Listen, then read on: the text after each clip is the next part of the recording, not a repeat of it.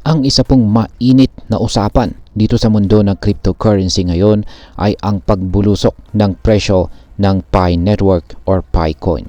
Sa loob lamang po ng isang linggo ay bumagsak kasi ito ng 25% at ngayon ay nasa bingit na ng pag-abot nito sa kanyang all-time low. Ano po ang dahilan ng pagbagsak na ito? At may pag-asa pa bang makabangon ang presyo ni Picoin? Yan po ang siyang ating pag-uusapan sa video na ito. Pero bago po tayo magpatuloy ay pakibasa na lamang po ang disclaimer dito sa ibaba ng ating screen. Ayan, bakit nga ba bumagsak ng todo ang presyo ni Picoin? Ayan, ayon po sa mga eksperto ay maraming dahilan kung bakit patuloy ang pagbaba ng presyo ni Picoin. Meron po tayong ilang mga pangunahing dahilan dito. Una ay ang malakas na selling pressure. Ayan, marami po kasing investors ang nagbebenta ng kanilang Picoins na siyang nagdudulot ng pagbaba ng presyo nito. Pangalawa ay ang kakulangan po ng demand. Ayan, demand. Habang patuloy po ang pagbebenta, kakaunti lang ang bumibili ng token. Kaya lalo itong bumababa. Pangatlo ay meron pong nabuo na isang descending triangle pattern. Ayan. Kita po natin yung chart dito ng descending triangle pattern. Ayan po siya. Sa 4-hour chart time frame po ito ng Pi USD na trading pair. Ayan, trading pair. At mula po ito sa datos ng OKX. Ayan, ang Pi USD na trading pair ay kasalukuyang nasa descending triangle pattern na ito.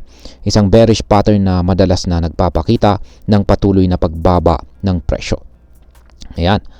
At ang pang-apat ay ang RSI. Ayan po sa ibaba, yung RSI or Relative Strength Index kung saan ay nasa 26.18.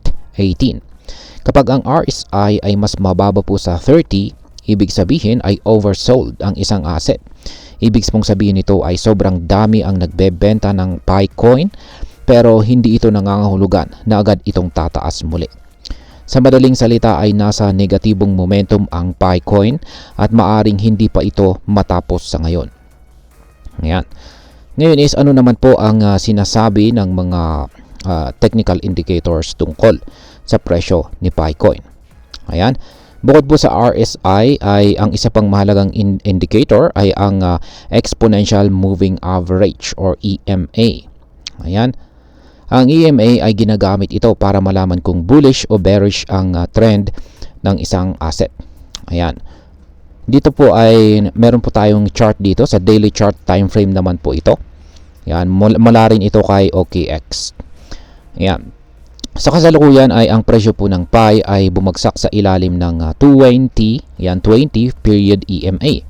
Yan po yung kulay blue na nakikita natin sa chart dito.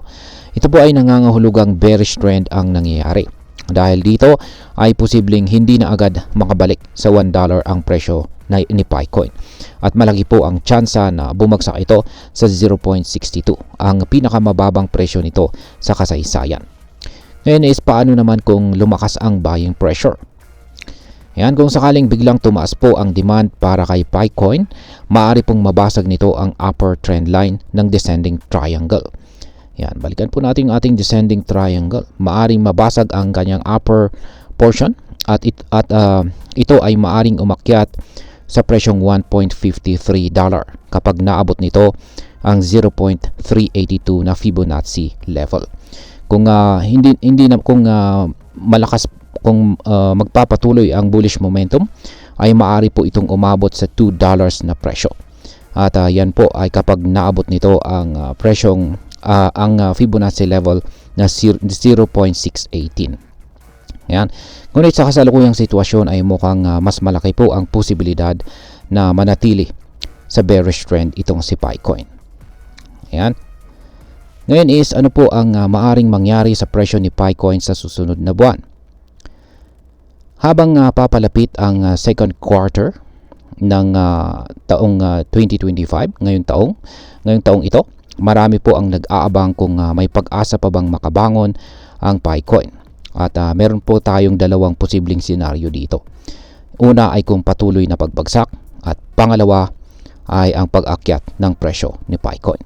Yan, kung patuloy po na sa patuloy po na pagbagsak ay kung hindi po makahanap ng sapat na buying pressure itong si Picoin, maaari po itong bumagsak sa presyong 0.50 or baka mas mababa pa.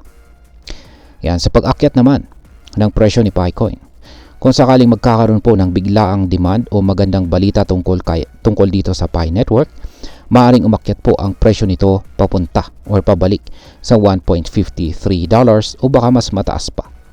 Sa ngayon ay mukhang mas malakas po ang posibilidad ng unang senaryo. Kaya kailangan pong mag-ingat po tayo bilang mga investors. At ayan, para po sa atin na nag-hold dito kay Picoins, maaari pong nakaka-stress ang patuloy na pagbagsak ng presyo nito.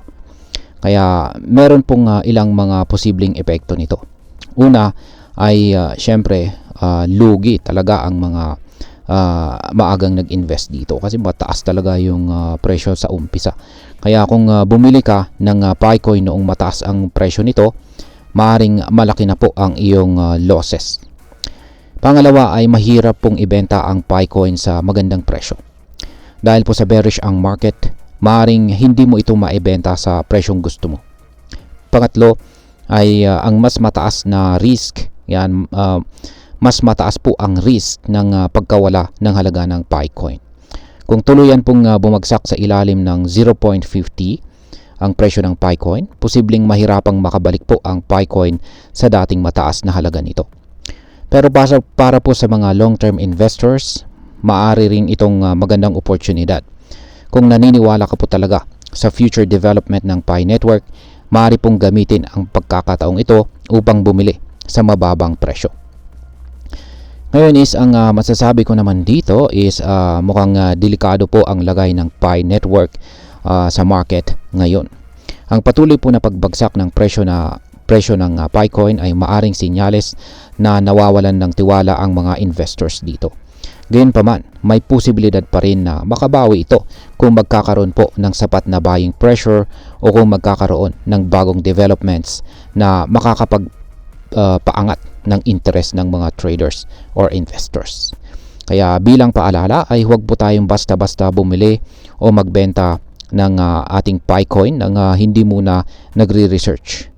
Gamitin po natin ang mga technical analysis at saka fundamental analysis upang tayo ay makagawa ng matalinong desisyon sa ating investment.